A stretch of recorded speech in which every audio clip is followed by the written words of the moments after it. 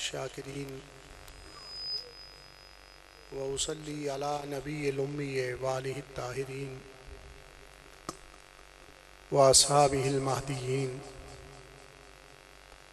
اما بعد فاعوذ باللہ من الشیطان الرجیم بسم اللہ الرحمن الرحیم رب اشرح لی صدری ویسر لی امری واحلل عقدۃ من لسانی یفقہوا قولی قال اللہ تعالی فی الکلام المجید وبرہان الرشید من یطع اللہ ورسولہ فقد فاز فوزا عظیما وقال اللہ تعالی فی شان حبیبہ مخبرا وعامرا ان اللہ وملائکتہ یصلون علی النبی یا ایھا الذین آمنوا صلوا علیہ وسلموا تسلیما الصلاۃ والسلام علیک سیدی یا رسول اللہ وعلی آلک واصحابک سیدی یا حبیب اللہ الصلاۃ والسلام علیک سیدی یا امام الانبیاء والمرسلین وعلی آلک واصحابک سیدی یا خاتم النبیین اللہم صل علی نور الظلام اللہم صل علی بدر الکمال اللہم صل علی مفتاح دار السلام اللہم صل علی شفیع جمیع الانام بعد از حمد بدرگاہ مجیب الدعوات خالق کائنات جل والا و درود بحضور سرور کائنات فخر موجودات نور مجسم شفیع معظم رحمت دو عالم حضرت احمد مجتبیٰ جناب محمد مصطفیٰ علیہ تحیۃ والثناء معزز سامعین حاضرین علماء کرام وارثان منبر و محراب اصحاب عقل و بینش اہل محبت و طریقت رونق محفل خطیب اہل سنت حضرت علامہ بدر منیر گلفام صاحب منتظم محفل محبی فی اللہ علامہ قاری صہیب احمد جلالی صاحب محبی فی اللہ علامہ بشارت علی جلالی صاحب محبی فی اللہ سید محمد حسن رضا جلالی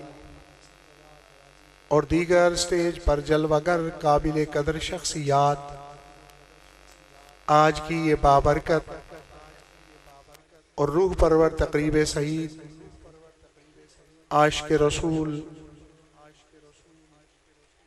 استاذ الحفاظ علامہ قاری ریاض احمد جلالی صاحب رحمۃ اللہ علیہ رحمتاً واسعہ کے عرص مبارک کی تقریب سعید ہے اور انتہائی خوشی اور مسرت کا موقع ہے کہ آج اس عرس شریف کی تقریب کے اندر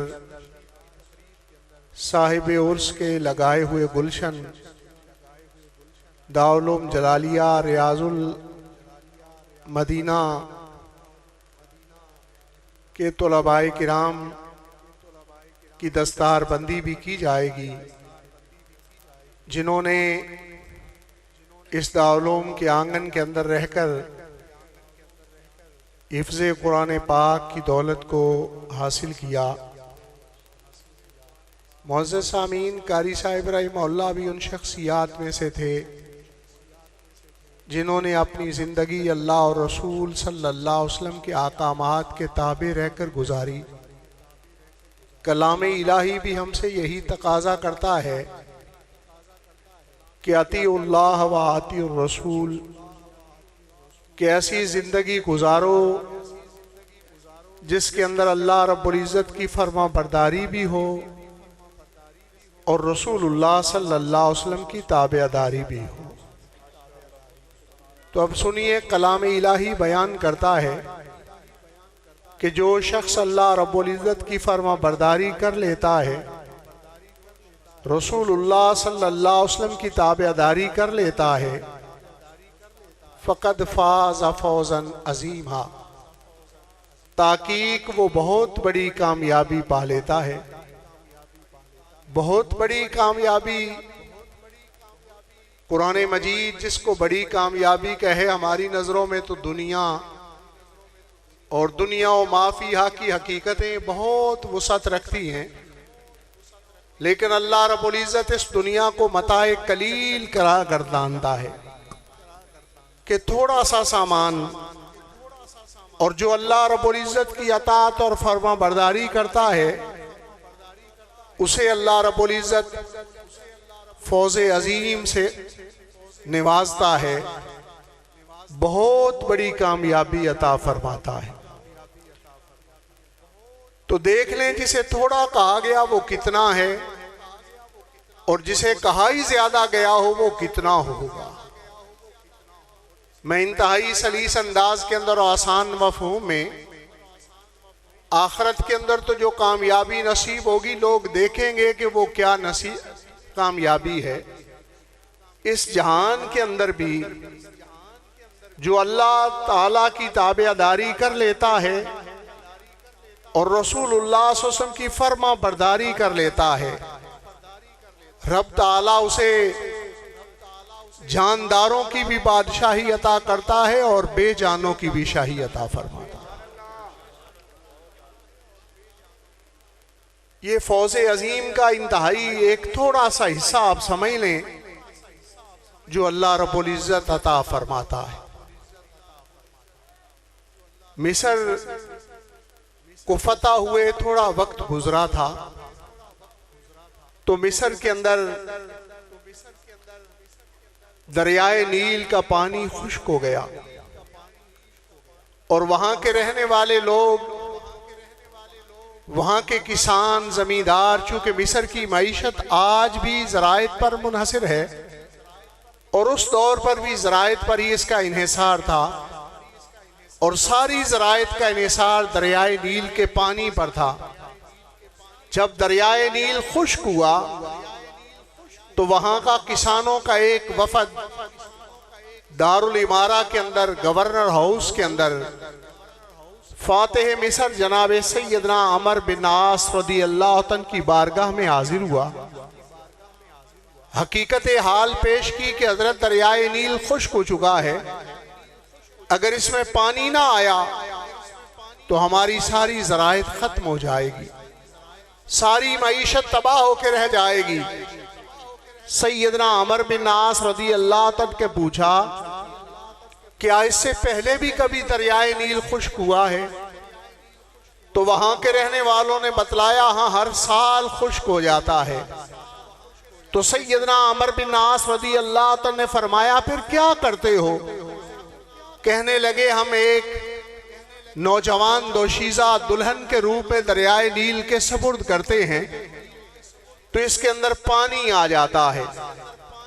اللہ رب العزت کا فضل و کرم تھا اس دور میں اہل اسلام پر کہ ان کے بادشاہ، ان کے گورنر اور ان کے امراء صرف بادشاہ اور سلاطین نہیں ہوتے تھے،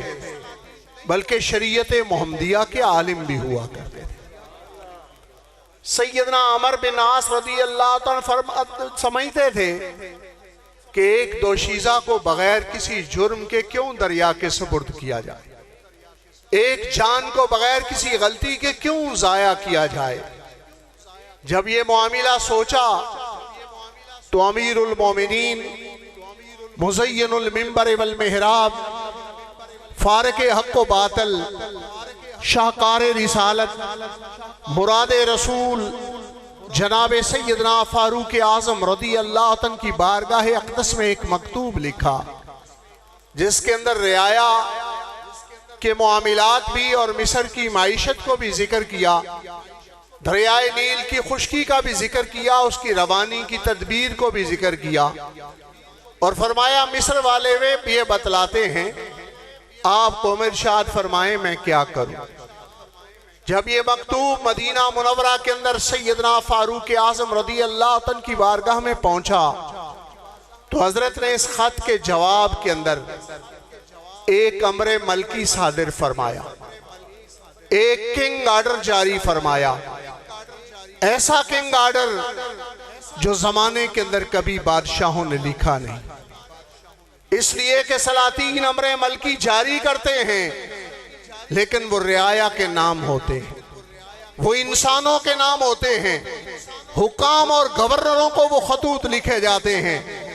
سیدنا فاروق اعظم رضی اللہ عنہ نے جو کنگ آرڈر جاری فرمایا وہ انسانوں کے لیے نہیں تھا، وہ حیوانوں کے لیے نہیں تھا، بلکہ دریائے نیل کی طرف آپ نے اپنا حکم نامہ جاری فرمایا۔ اور اس مکتوب کا عنوان بڑا نرالا تھا۔ بادشاہ اگرچہ خطوط لکھتے ہیں لیکن ایسا خط وہ نہیں تھا، ان سے نرالا خط تھا، بتلا رہا تھا کہ یہ بادشاہ اللہ اور اس کے رسول صلی اللہ علیہ وسلم کی احکامات کی تابعداری کرنے والا ہے۔ معلوم ہو رہا تھا کہ اس بادشاہ کی بادشاہی صرف انسانوں پر نہیں، حیوانوں پر بھی ہے اور نباتات پر اور جمادات پر بھی بادشاہی موجود ہے۔ خط کے اندر سیدنا فاروق اعظم رضی اللہ عنہ نے یہ عبارت لکھوائی کہ یہ خط من امیر المومنین الی نہر النیل، کہ یہ امیر المومنین کی طرف سے دریائے نیل کی طرف لکھا جا رہا ہے۔ اور خط کے اندر صرف اتنی مختصر عبارت تھی کہ اے دریائے نیل، اگر تو اللہ کے حکم سے جاری ہوتا ہے تو میں اللہ کا بندہ حکم دیتا ہوں تو جاری ہو جا، اور اگر اللہ کے حکم سے جاری نہیں تھا تو پھر تیرا ساتھ میرا کوئی معاملہ نہیں۔ جب یہ امر ملکی، جب یہ کنگ آرڈر مصر کے اندر پہنچا تو سیدنا عمر بن عاص رضی اللہ عنہ نے وہاں کی رعایا کو جمع کیا، اس لیے کہ اسلام کی حکومت نئی نئی قائم ہوئی تھی۔ آپ جانتے تھے کہ جب یہ حکم نامہ دریا کو دیا جائے گا یقیناً پانی آ جائے گا، لیکن رعایا کو دکھلانے کے لیے، ان کے اسلام کو مزید مضبوط کرنے کے لیے، ان کے دلوں میں اسلام راسخ کرنے کے لیے آپ نے رعایا کو جمع کیا، اور وہاں جا کر سیدنا فاروق اعظم رضی اللہ عنہ کا مکتوب، آپ کا آرڈر، آپ کا حکم نامہ دریائے نیل کے سپرد کیا۔ دریائے نیل کے سپرد کرنا تھا، فوراً دریائے نیل کے اندر روانی آ گئی، دریائے نیل کے اندر پانی آ گیا، اور ایسا پانی آیا کہ پہلے ہر سال خشک ہوتا تھا۔ تاریخ اس بات پر شاہد ہے کہ 1400 سال گزر چکے ہیں، اس کے بعد دریا کے اندر کبھی خشکی نہیں آئی۔ اسی لیے تو مفکر پاکستان ڈاکٹر علامہ محمد اقبال رحمہ اللہ نے فرمایا کہ محمد سے وفا تو نے تو ہم تیرے ہیں، یہ جہاں چیز ہے کیا لوح قلم تیرے۔ ایسے بادشاہ تاریخ اسلامی کے اندر ایک نہیں ہوئے، ایسے کئی سلاطین ہوئے جنہیں رب تعالیٰ نے زمین پر بھی شاہی عطا فرمائی، حیوانوں پر بھی بادشاہی عطا فرمائی، اور جمادات پر بھی بادشاہی عطا فرمائی۔ ایک مرتبہ خلیفہ مستنصر باللہ، اس نے آل محمد کے صادق جناب سیدنا امام محمد جعفر صادق رحمہ اللہ کو دربار خلافت کے اندر طلب کیا، اس لیے کہ جن کی حکمرانی سروں پر ہوتی ہے یہ ایک رسم ہے، اور جن کی حکومت دلوں پر ہوتی ہے، سروں کی حکومت والوں کو دلوں کی حکومت والوں سے حسد ہو جاتا ہے۔ اسی حسد کے معاملے میں خلیفے نے بلوایا، اور تدبیر یہ تھی کہ وہ خصوصی لشکر جو خلیفے کی حفاظت کے لیے معمور ہوتا تھا، جیسے کچھ وقت پہلے ہمارے ہاں وزیر اعظم کے لیے خصوصی دستہ ایلیٹ فورس کا تیار کیا گیا تھا، اس طرح جو خصوصی دستہ خلیفے کی حفاظت پر معمور ہوا کرتا تھا، وہ دستہ اسے حکم دیا گیا کہ زبان سے حکم دینے سے فتنہ ہو سکتا ہے، بغاوت پیدا ہو سکتی ہے، جب سیدنا امام جعفر صادق رحمہ اللہ دربار خلافت میں تشریف لائیں گے تو میں اس طرح تالی بجاؤں گا، تالی بجانے کو تم حکم نامہ سمجھنا اور سیدنا امام جعفر صادق رحمہ اللہ کو فوراً جو ہے تم قتل کر دینا، یہ حکم نامہ تھا۔ لیکن جب سیدنا امام جعفر صادق رحمہ اللہ دربار خلافت میں تشریف لائے تو خلیفہ تخت سے اٹھ کھڑا ہوا، زمین پر بیٹھ گیا، سیدنا امام جعفر صادق رحمہ اللہ کا احترام کیا، تکریم کی، اپنے تخت پر بٹھایا۔ جب آپ نے پوچھا حضرت بلانے کا کیا سبب ہے تو خلیفہ نے عرض کیا بس زیارت کے لیے بلایا ہے۔ تو حضرت امام جعفر صادق رحمہ اللہ نے فرمایا کہ اگر زیارت کا اشتیاق ہو تو وہیں آ جانا، آئندہ مجھے یہاں دربار خلافت میں نہ طلب کرنا،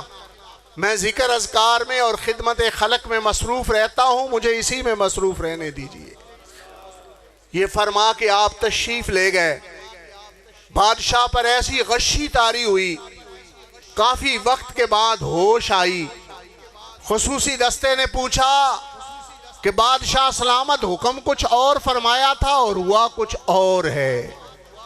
تو بادشاہ جواباً کہنے لگا کہ یہ میری مرضی سے نہیں ہوا بلکہ مجھ سے ہو گیا ہے۔ خصوصی دستے نے پوچھا کیا سبب ہے؟ کہنے لگا جب امام جعفر صادق رحمہ اللہ دربار خلافت میں تشریف لائے ہیں تو ان کے ساتھ ایک بہت بڑا اژدہا تھا جس کا اوپر والا جبڑا میرے محل کے چھت کو پہنچ رہا تھا اور نیچے والا جبڑا میرے محل کے فرش کو پہنچ رہا تھا۔ دور سے مجھے گھور رہا تھا کہ اگر امام جعفر صادق رحمہ اللہ کو کوئی رنج یا تکلیف پہنچی تو میں تجھے نہیں چھوڑوں گا۔ اس وجہ یہ سارا معاملہ ہوا اور بادشاہ ششدر و حیران رہ گیا کہ جس سانپ کی فطرت انسان کو ایذا پہنچانا ہے، جس سانپ کی فطرت انسان کو تکلیف پہنچانا ہے، جب انسان اللہ اور رسول صلی اللہ علیہ وسلم کا مطیع ہو تو وہی سانپ اس کا محافظ بن کے آ جاتا ہے۔ کہ محمد سے وفا تو نے تو ہم تیرے ہیں، یہ جہاں چیز ہے کیا لوح قلم تیرے ہیں۔ اللہ رب العزت ہمیں بھی اللہ رب العزت کے احکامات کی تابعداری کرنے کی اور رسول برحق صلی اللہ علیہ وسلم کی تابعداری کرنے کی توفیق عطا فرمائے۔ اب دستار بندی کا خوبصورت منظر ہم سارے ملاحظہ کریں گے، بعد میں علماء کرام اپنے بیانات فرمائیں گے اپنی باری باری۔ ہر ایک کا اپنا حسن ہے، یقیناً اس خوبصورتی کو مشاہدہ کرتے رہیں۔ وما علیہ الا البلاغ المبین۔